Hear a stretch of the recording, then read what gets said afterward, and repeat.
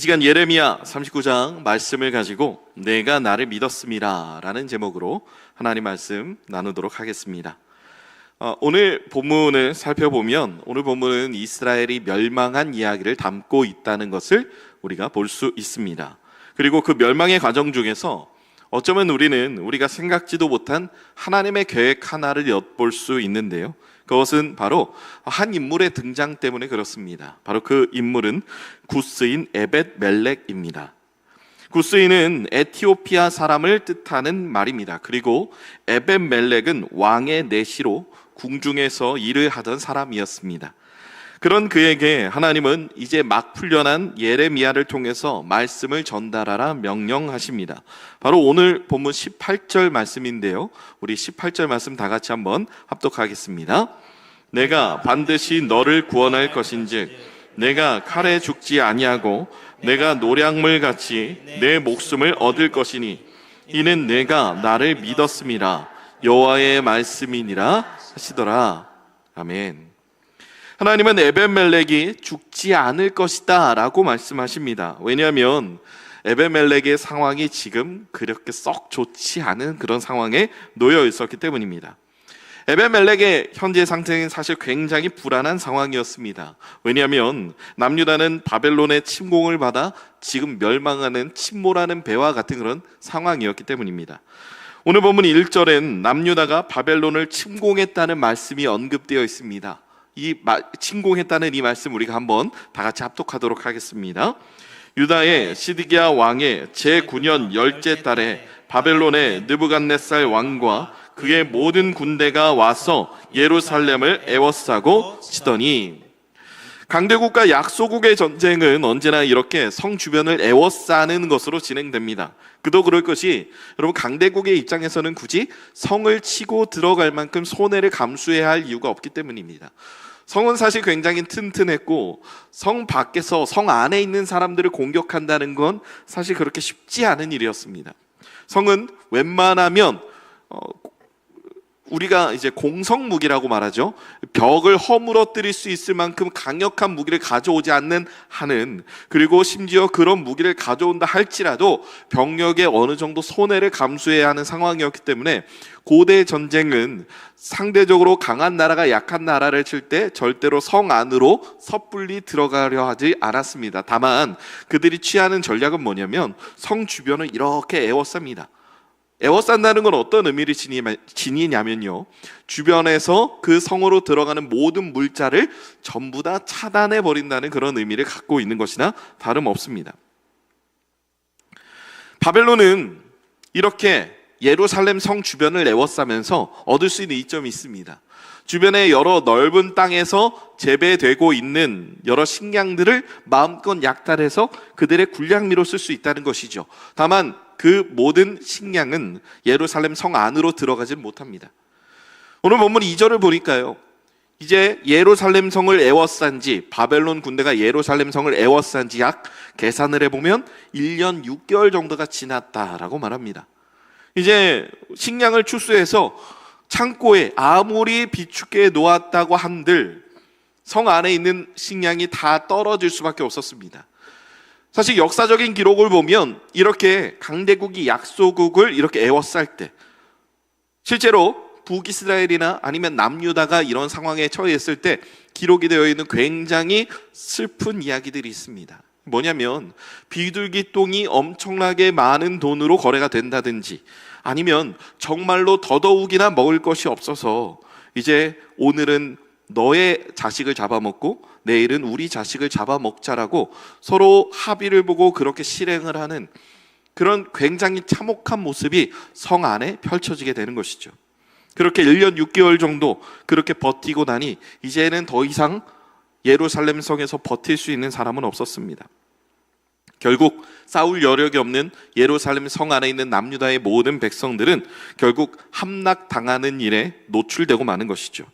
시드기야는 그의 군사들 그리고 신하들과 함께 예루살렘 성을 버리고 도망쳐 버리지만 이내 바벨론 왕의 군대에 의해 붙잡히게 됩니다. 느부갓네살은 시드기야가 보는 앞에서 시드기야의 아들들을 죽이고 그의 두 눈을 뽑아버렸다라고 오늘 본문은 우리에게 말합니다. 굉장히 야만적이고 잔인한 방법입니다. 감히 느부갓네살 왕의 명령을 듣지 않은 대가가 이렇게 참혹한 결과로 나타나고 있다는 걸 우리는 이 본문을 통해서 확인할 수 있는 것입니다. 심지어 느부갓네살은 시드기야를 따르는 모든 귀족들도 죽였다라고 오늘 말씀은 우리에게 말합니다.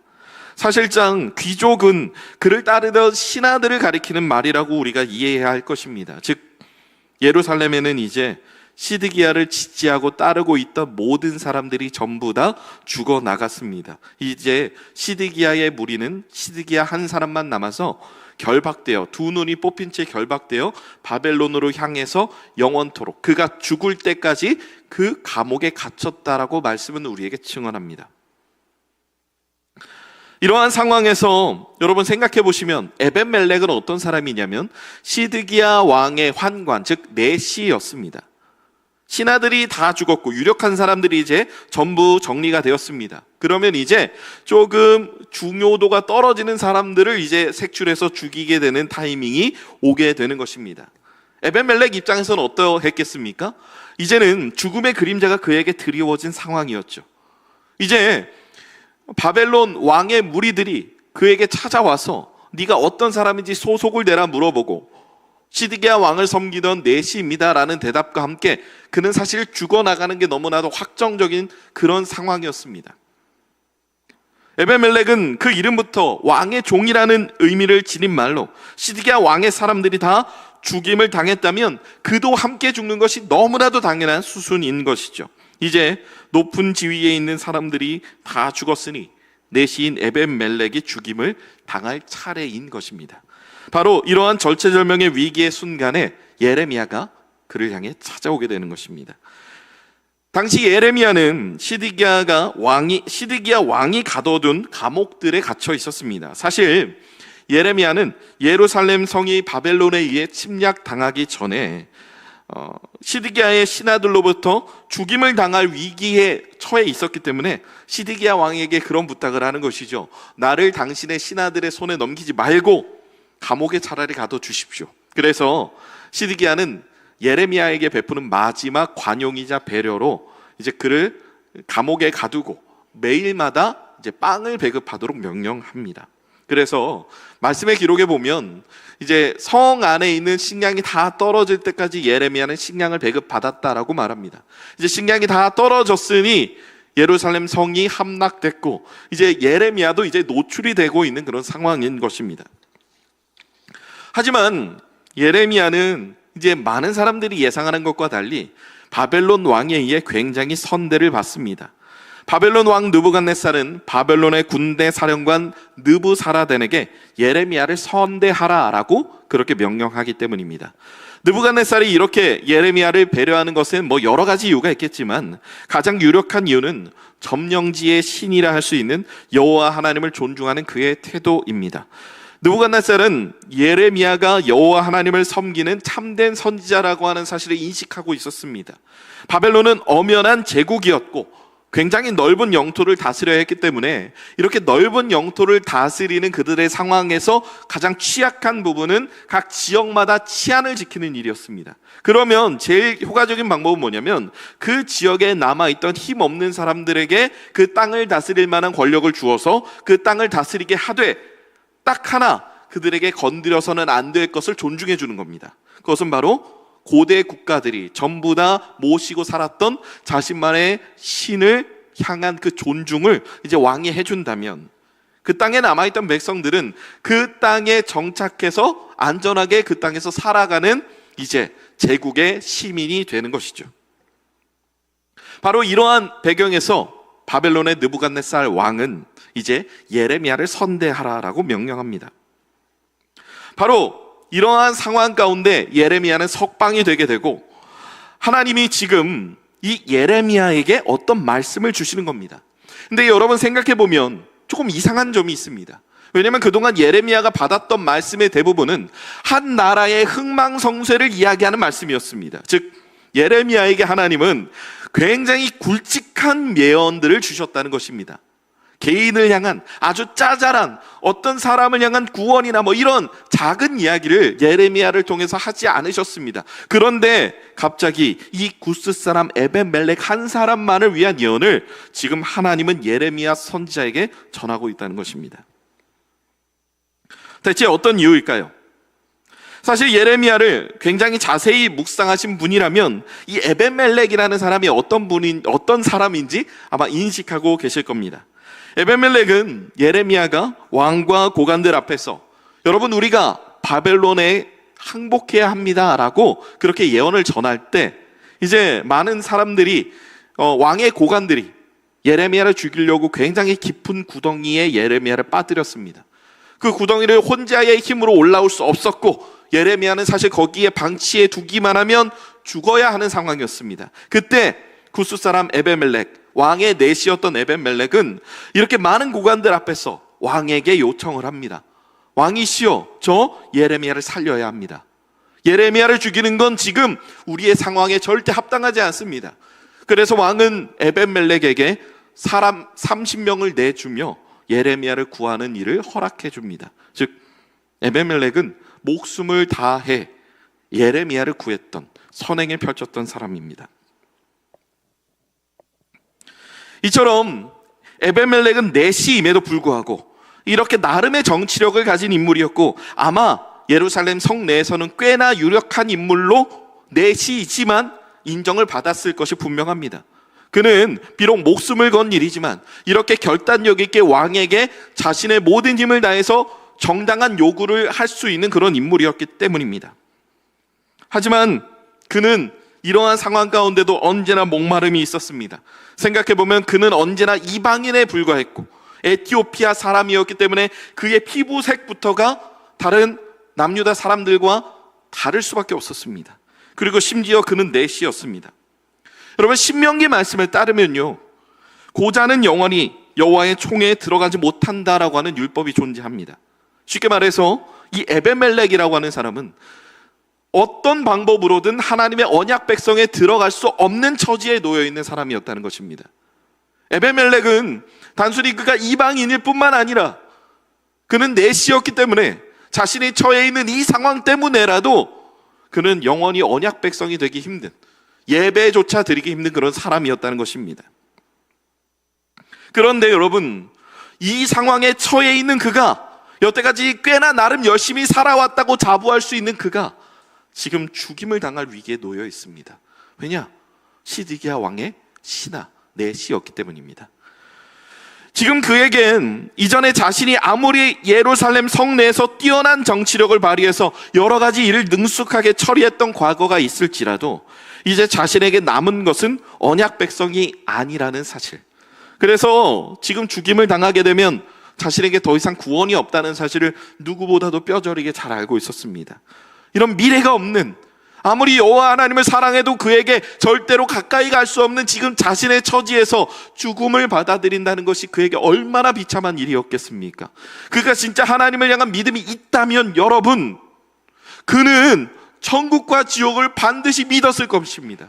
영원히 하나님 나라에서 산다는 그 사상을, 온전히 하나님께로 나아간다는 그 사상을 그는 언제든 마음속에 받아들일 준비가 되어 있었을 것입니다. 그런데 그에게는 하나님의 언약 백성이 되는 일이 허락이 되지 않은 채로 그는 어쩔 수 없이 죽음을 맞이해야 하는 아주 긴박한 상황에 놓여 있다는 것입니다.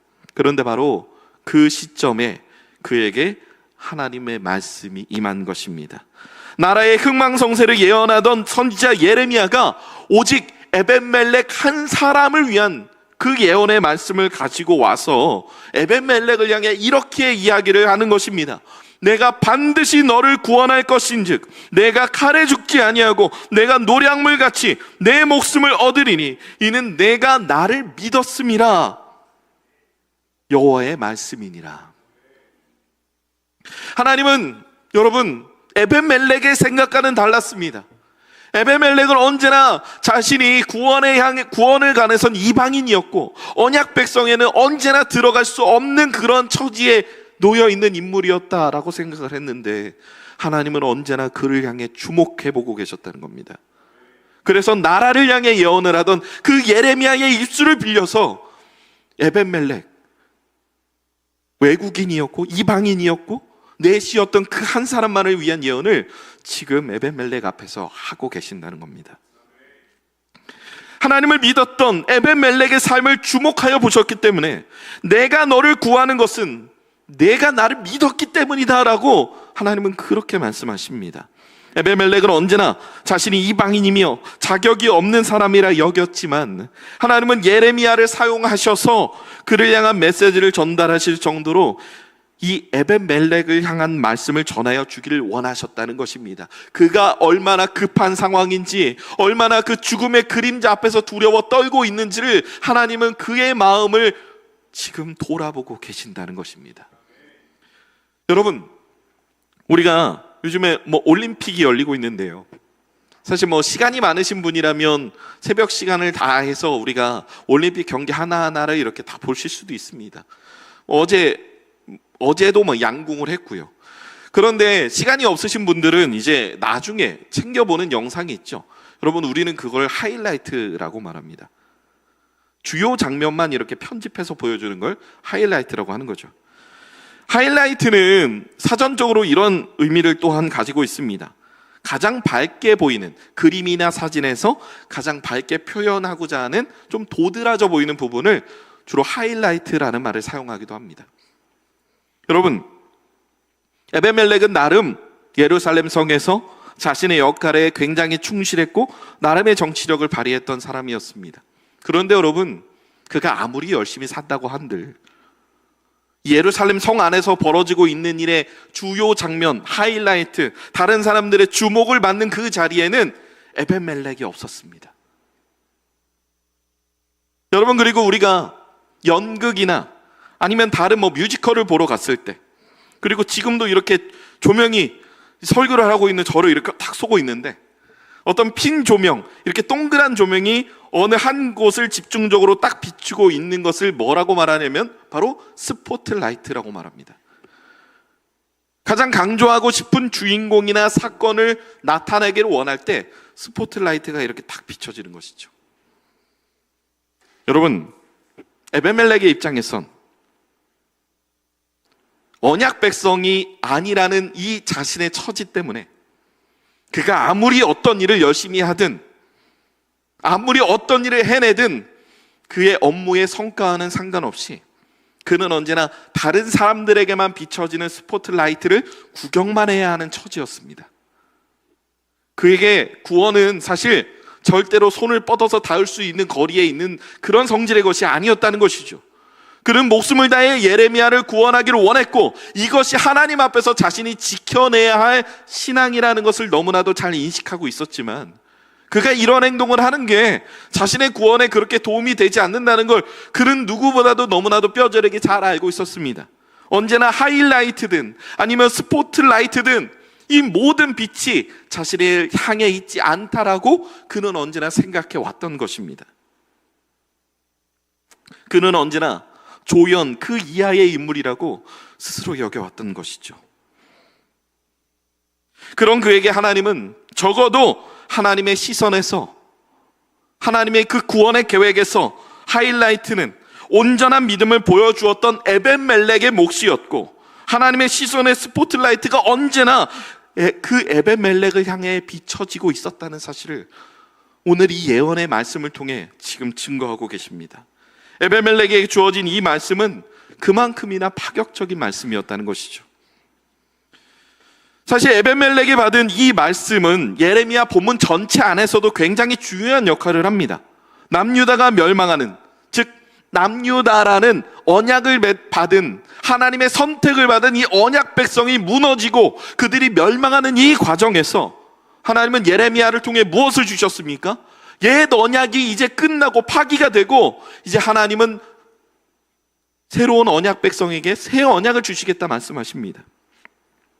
그 말은 이제부터 어떤 혈통이나 어떤 민족에 의해서 누군가의 구원이 결정되는 것이 아니라 하나님을 사랑하는 마음이 심겨져 있는 누구든지 하나님을 믿기만 하면 그 믿음으로 인해서 구원을 받을 수 있을 것이라는 하나님의 새 약속이 담긴 새 언약의 말씀이 예레미야 말씀 안에서 이미 31장 말씀 안에서 주어졌다는 것입니다. 그런데 이 상황에서 지금 그 일의 시작을 알리는 인물로 지금 이 에벤멜렉, 외국인 에벤멜렉이 사용되고 있다는 것입니다.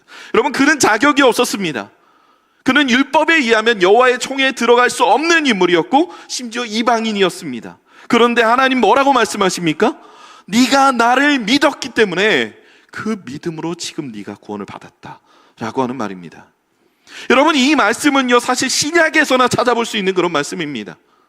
에벤멜렉이 구원을 받은, 확증받은 이 말씀은 사실 구약 어디에서도 이러한 유사한 말씀을 우리는 찾아보기가 힘듭니다. 그런데 다만 에벤멜렉 한 사람만, 네가 나를 믿었다는 이유 하나만으로 지금 하나님의 말씀, 이 약속의 말씀을 받으며 그의 구원이 지금 선지자 예레미야 입술을 통해서 확증되고 있다는 것입니다. 그는 지금 이 말씀을 듣고 죽어도 여한이 없는데 하나님 뭐라고 말씀하시냐면, 네가 구원을 받았을 뿐만 아니라 저 적군의 손에, 바벨론의 손에 의해서 너는 절대로 죽지 않을 것이다. 당연히 죽어야 하는 처지에 놓여 있는 이 에벤멜렉, 여러분, 옛날 우리나라만 해도 그렇지 않습니까? 왕이 죽으면 그 왕에게 딸려있는 많은 이 내시들과 환관들은 같이 순장을 당하기도 했습니다. 그렇게 죽음이 사람 장난감처럼 왔다 갔다 했던 이 내시에 불과했던 에벤멜렉이, 다른 유력한 신하들도 다 죽었음에도 불구하고 이 에벤멜렉 한 사람만 지금 살아남게 된 것입니다. 그가 하나님을 믿었기 때문입니다.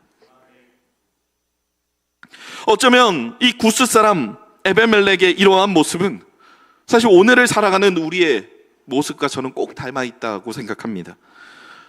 사실 여러분, 아담 이후에 우리는 이 세상을 살아가며 하나님이 아담에게 내려주신 그 저주, 네가 아무리 수고한다 한들 그냥 너는 땅에서 얻어지는 그 땅의 소산을 겨우겨우 먹으며 네 생명을 연명하며 살아가게 될 것이라는 그 저주를 우리는 지금도 누리고 있습니다.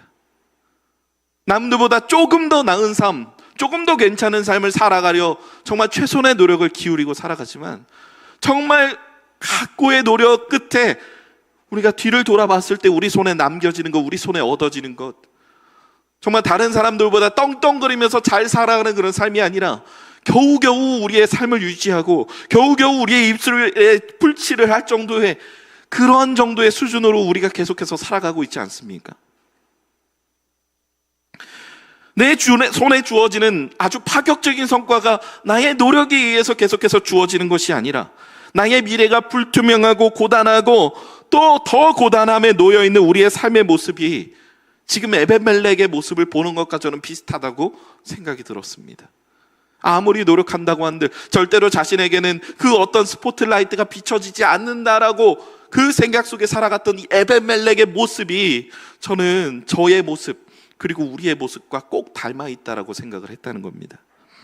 하지만 우리의 생각 그리고 세상의 시선과는 달리 하나님은 에벤멜렉을 만나시며 너를 향한 나의 그 눈동자의 그 스포트라이트는 언제나 너를 향해 있었노라고 말씀하십니다.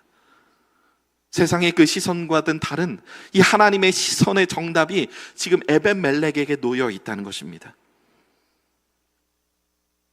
여러분, 시편 17편 8절에 이런 말씀이 있는데요. 우리 17편 8절 우리 다 같이 합독하겠습니다. 나를 눈동자 같이 지키시고 주의 날개 그늘 아래 감추사. 여러분, 제가 성경을 읽으면서 사실 굉장히 좋아하는 표현 중에 하나가 여기에 나옵니다. 눈동자와 같이 나를 지키시는 하나님. 눈동자와 같이 나를 지키시는 하나님. 제가 성경을 공부하기 전엔 사실 이 표현에 대해서 그냥 별거 아닌가 보다 하고 그냥 넘어간 적이 많았는데요. 말씀을 자세히 공부하고 난 다음에 저는 언제나 이 말씀을 제 가슴에 새기고 다닙니다. 여러분, 눈동자와 같이 지킨다는 건 어떤 의미냐면요. 첫째로는 여러분, 어떤 물건이 여러분에게 날아갑니다. 여러분의 눈을 향해 날아갑니다. 그러면 여러분은 여러분의 생각 속에서 내가 내 눈을 지켜야지라고 생각해서 여러분의 눈을 보호하지 않습니다. 그냥 반사적으로 눈을 보호하게 되는 겁니다. 마치 나의 본능인 것처럼 눈에 뭐가 날아오면 자연스레 눈부터 감고 손으로 눈을 막습니다. 여러분, 그게 인간의 가장 기본적인 본능이죠.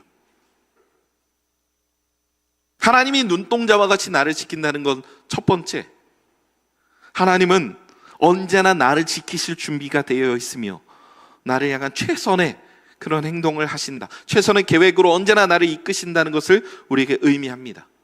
그리고 두 번째로, 이 눈동자라는 단어가 가지고 있는 뜻과 관련이 되어 있습니다. 성경 원어로 이 눈동자라는 말을 헬라어로 보든 히브리어로 보든 내용이 좀 비슷합니다. 간단히 소개를 드리면 눈 안에 있는 작은 소년 혹은 소녀를 의미합니다. 조금 더 쉽게 말하면 눈 안에 있는 작은 아이 정도를 우리가 말할 수 있겠죠. 눈 안에 작은 아이가 있다는 건 무엇을 의미할까요, 여러분? 하나님이 그 시선 가운데 지금 계속해서 나를 담아두고 계신다는 겁니다. 눈동자와 같이 나를 지키신다는 건요, 하나님의 눈동자 속에서 여러분은 한 번도 벗어난 적이 없다는 것을 의미하는 것이죠. 여러분, 우리는 이 세상에서 너무나도 당연한 것처럼 이 순위가 매겨지는 세상, 서로 비교가 계속해서 오가고 있는 이 세상 속에서 언제나 나의 위치가 어디인지, 그리고 내가 디디고 설 곳이 있는지를 항상 위기의식을 느끼며 살아갑니다. 순위가 뒤처지고, 그리고 혹은 학교를 다니는 학생들의 입장에서는 내 성적이 보잘것없을 때 마치 내가 이 세상에서 쓸모없는 사람인 것처럼 느껴지기도 합니다. 그래서 내가 하나님을 향한 어떤 믿음을 가지고 있다는 것 자체가 뭔가 무게감이 많이 떨어진다고 생각을 하게 되는 경우가 많죠. 왜? 저 유력한 사람이 믿는 하나님이 조금 더 커 보이는 하나님처럼 느껴지고, 나처럼 보잘것없는 사람이 믿는 하나님은 굉장히 작은 하나님으로 여겨지는 것이 우리가 살고 있는 삶의 현실이기 때문입니다. 세상은 큰 사람의 하나님을 주목하지 작은 사람의 하나님을 주목하고 그의 이야기를 들어줄 준비가 되어 있지 않기 때문입니다. 심지어 많은 교회들조차 그런 모습을 보이고 있죠. 잘되고 성공한 사람의 그 성공담 가운데 계신 하나님의 이야기를 듣고 싶어 하지, 실패하고 무너진 사람의, 계속해서 힘겹게 자신의 삶을 이어나가고 있는 저 치열한 삶의 현장 가운데 살아가고 있는 사람의 그 하나님의 인도하심의 이야기는 사실 우리가 관심이 없습니다. 그 이야기는 절대로 매력적이지 않기 때문입니다. 그런데 그런 우리의 삶 가운데 우리가 때때로 하나님의 그 눈동자 안에 저 잘나 보이는, 뛰어나 보이는 저 사람을 담아두고 계실 것 같았는데, 하나님은 우리를 계속해서 한 번도 그 눈동자 가운데 벗어난 적이 없다라고 말씀하시는 것입니다. 성도 여러분, 이 구스 사람 에벤멜렉의 이 인생의 이야기, 이 구원의 여정이 저와 여러분을 향한 하나님의 사랑을 느끼게 하는 그런 거울과 같은 역할을 하는 오늘 말씀이었으면 좋겠습니다. 세상이 외면해도 하나님은 우리를 주목하여 바라보고 계시고, 결국 우리의 삶을 이끄시는 삶의 주관자 되시는 그의 시선 안에 우리가 계속해서 머무는 기쁨과 평안함이 저와 여러분의 삶을 이끄는 원동력이 되었으면 좋겠습니다. 남들에게 내세울 수 있는 나의 성공의 이야기를 통해 나의 하나님은 이렇게 위대한 분이야를 자랑할 수 있다면 좋겠지만, 여러분, 그럼에도 불구하고 하나님은 동일한 하나님이십니다. 그 하나님은 우리의 삶을 이끌고 계신다면, 여러분, 세상은 보잘것없다 말하는 우리의 삶일지라도 여전히 우리의 삶은 하나님의 무한한 가치 가운데 들어있는 것이죠. 비천한 신분과 직업으로 언약 백성이 될 수 없었던 그에게 믿음 하나만으로 하나님의 시선의 주인공이었다 말씀하셨던 그 하나님의 시선이 이 시간 저와 여러분의 삶 가운데 살아계신 하나님의 영원한 사랑의 시선으로 다가오는 귀하고 복된 삶을 누리는 저와 여러분의 삶이 되시길 주님의 이름으로 축복합니다.